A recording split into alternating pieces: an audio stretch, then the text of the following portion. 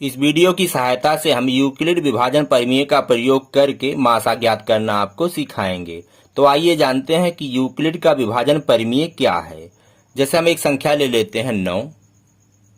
9 को हम 2 से भाग करते हैं तो 2 चौके 8 और 1 बच गया। 2 क्या है? भाजक है। 9 भाज्य है। 4 भागफल है और 1 शेषफल है।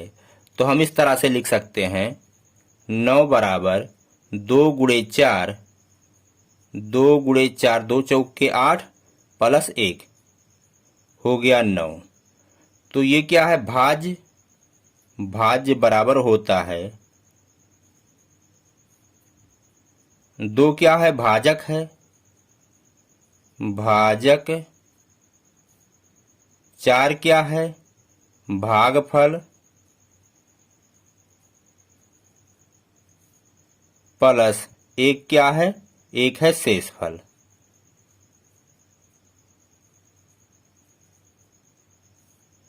तो भाज्य बराबर होता है भाजक गुणे भागफल प्लस शेषफल के। अब यूक्लिड ने क्या किया? भाज्य को मान लिया a बराबर भाजक को मान लिया b गुणे भागफल को मान लिया q प्लस शेषफल को मान लिया r। तो a बराबर BQ प्लस r। यही जो है यूक्लिड का विभाजन प्रमेय है।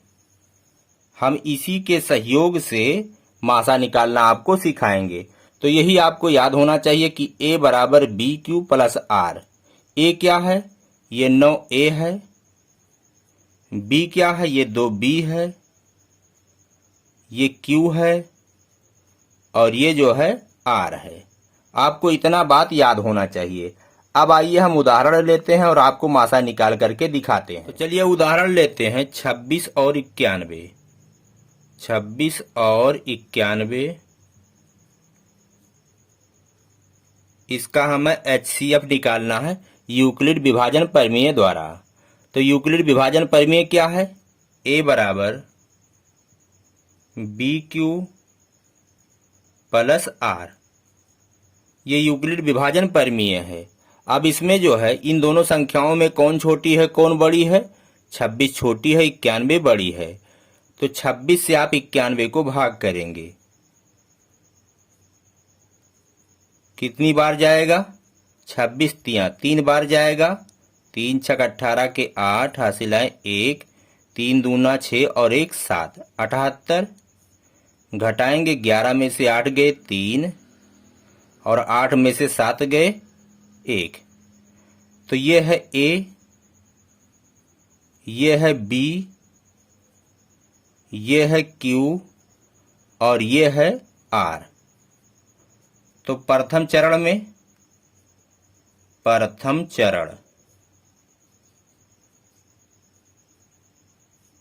A की जगह पर क्या लिखेंगे? 91 बराबर है BQ। तो B कितना है? 26 गुणे Q कितना है? Q है 3 प्लस R कितना है? R है 13। अब जो यहां बचा है उससे दूसरे चरण में भाग करेंगे 26 को। अब इस 13 से इस 26 को भाग करेंगे तो 13 दूना 26। यहां शेषफल बचा 0। अब यहां पे देखिए ये क्या है? ये A है, ये B है, ये है आपका Q और ये है आपका R। तो पुनः लिखेंगे दूसरे चरण में A बराबर BQ प्लस R। A कितना है? A है 26 बराबर B कितना है? B है आपका 13 गुणे Q है आपका 2 प्लस R है आपका 0। बस आपका जब यहाँ पे 0 आ जाए तो उसके ऊपर देखिए ये क्या है? 13। तो इन दोनों का जो मासा होगा वो होगा 13। यहाँ पे लिखेंगे 26 और 91 का HCF बराबर आया 13। ये आपका उत्तर है। जब तक 0 ना आ जाए यही क्रिया आपको करते रहना है, फिर तीसरे चरण में, फिर चौथे चरण में, पांचवें चरण में। आइए हम दूसरा उदाहरण लेकर के आपको समझाते हैं। दूसरा एग्जाम्पल है 60 और 225। 60 और 225 इसका HCF निकालना है यूक्लिड विभाजन परिमेय द्वारा। तो यहां पे लिखेंगे यूक्लिड विभाजन परिमेय से, यूक्लिड विभाजन परिमेय से,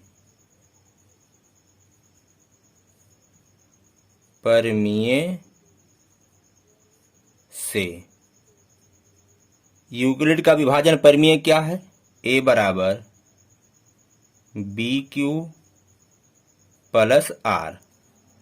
अब यहां देखिए इन दोनों में कौन छोटी है? 60 छोटी है। 60 से 225 को भाग करेंगे। 225 इसको 60 से भाग करेंगे। कितनी बार जाएगा? 6 त्रिक 18, 6 चौके 24, 3 बार जाएगा। 6 त्रिक 18, 180 हो गया।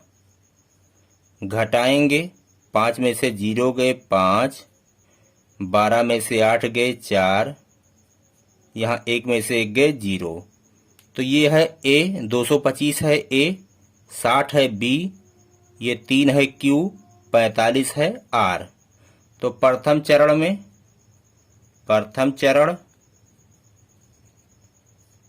A कितना है? A है 225 बराबर B है 60, Q है 3 प्लस R है 45।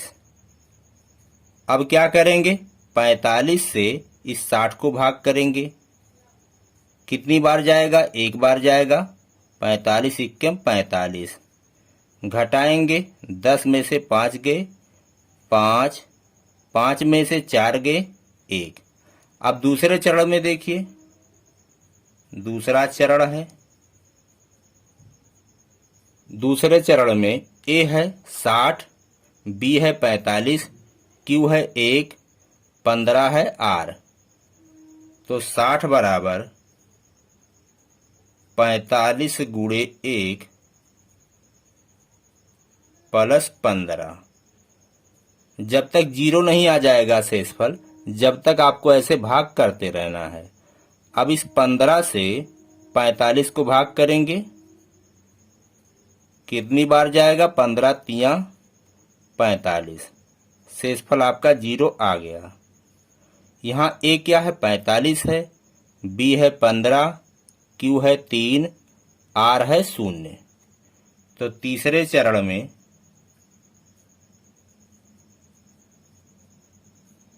A बराबर, A है आपका 45, B है 15, Q है 3 प्लस R है 0। जब 0 आपका आ जाए यहाँ पे, तो उसके ऊपर देखिए यहाँ कौन सी संख्या है? 15 है, यानी इसका मासा आ गया 15। अतः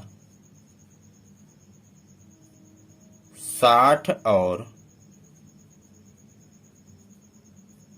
225 का HCF हाईएस्ट कॉमन फैक्टर मासा कितना आ गया? 15। ये उत्तर है। तो मैं उम्मीद करता हूं कि मेरा ये वीडियो आपके समझ में आया होगा, आपको पसंद आया होगा।